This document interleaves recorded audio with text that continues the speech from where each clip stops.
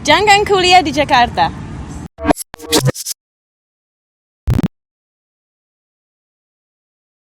Hello bro, Halo Ses, kembali lagi bersama Mr. Bro.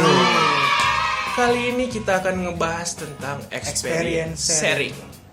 Namun sebelum itu, ada yang aneh sama thumbnailnya. Coba kita klarifikasi dulu, kenapa ada jarak antara Miss Julia sama bapak yang satu ini? Tuh, kenapa ya? Kok ada yang marah Pak? Ada yang marah, siapa Pak yang kemarin?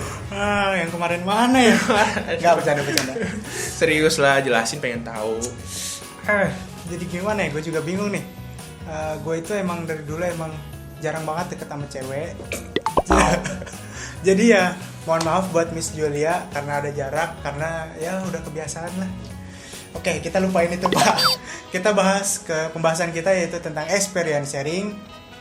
Jadi video kita kali ini tuh bukan berarti Bro dan Sis itu nggak boleh datang kuliah di Jakarta atau di kota-kota lain. Tapi Bro dan Sis nggak boleh di Jakarta kalau Bro dan Sis nggak mempersiapkan hal-hal yang bakal kita bahas di video ini. Jangan kuliah di Jakarta kalau bangun tidur masih dibangunin mama. Jangan kuliah di Jakarta kalau lu nggak siap sama rutinitas di Jakarta. Itu. Oke, jadi hal-hal yang Bro dan Sis siapkan, yaitu yang pertama adalah cari tahu biaya kuliah. Jadi intinya sebelum Bro dan Sis datang kuliah di Jakarta, sebaiknya Bro dan Sis itu mencari tahu biaya kuliah di tempat kuliah yang Bro akan Sis ya kuliah sehari-hari. Intinya kita ngambil contoh, di Jakarta itu yang paling murah sekitar 8 jutaan. Kalau yang paling mahal? Sekitar 20-an juta. Mahal ya? Itu belum berlaku di negeri ya.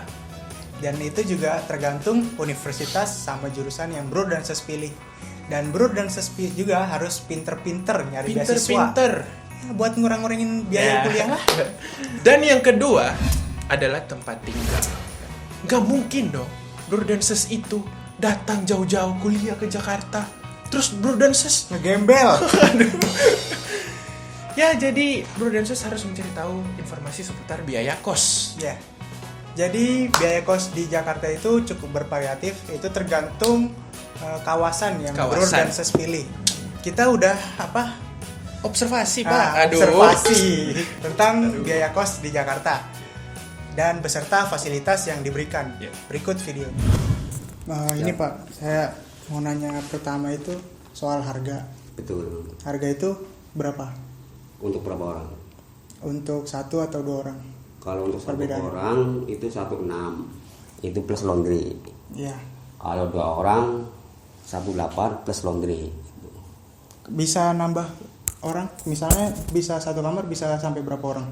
Ya minimal ini tergantung dibutuhkannya, untuk kasurnya kan untuk 2 orang. Pastikan 2 orang. Kalau lebih ya nanti harus ada kasur lagi kan ya. Tanggung jawab situ, bawa kasur lipat atau apa gitu. Berarti boleh bawa kasur dari luar gitu? Betul, iya. Yang tambahan orang nanti paling casnya paling nambahnya 200.000 itu per bulan untuk 3 orang gitu kan. Okay. Begitu paling ini ya taruhlah 2 juta lah gitu untuk 3 orang gitu. Kalau fasilitasnya nih, kalau ini lemari, kamar mandi, AC itu udah plus listrik juga. Sama laundry tadi ya? Iya betul. Kalau akses ini mudah ya? Apaan? Akses jalan? Kok mudah kalau dari Mercu Buana, kalau enak sering olahraga, mendingan jalan kaki aja, itu nggak nyampe setengah jam itu dekat. Dari keluaran aja jangan lurus lewat jalan gede. Ini ukuran kamar ini berapa kali berapa? Ini 1, 2, 3, 4, ini 4 meter ya. 4 kali 4 kali 4 itu dipotong kamar mandi. Kamar mandi kan itu 1 meter lebih lah. Ya bagi ya, kalau saya sih nanya udah cukup gitu. Betul. Cuman mungkin nih Bapak selaku yang jaga kos ada pesan nggak Pak buat calon-calon mahasiswa kalau nyari kos itu harus kayak gimana? Aturannya gimana misalnya? Oh, kalau misalnya aturannya aturannya di sini kalau misalkan cowok ya paling cuma KTP doang. KTP ya? KTP yang nempatin ya syaratnya. Tapi kalau untuk suami istri harus ada buku nikahnya. Kalau nggak ada buku nikahnya, ya aku nggak terima. Soalnya biasanya orang nggak terima kadang Satpol PP ini kan Oke. kurang.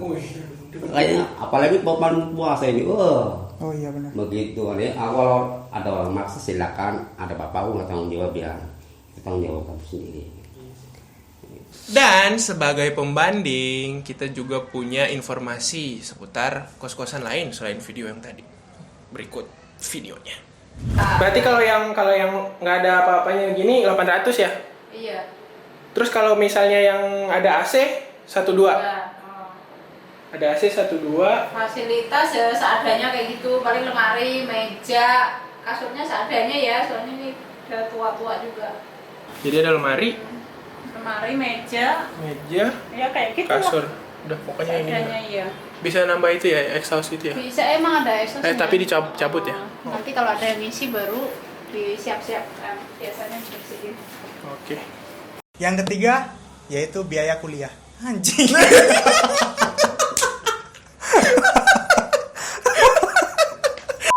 Yang ketiga, biaya hidup.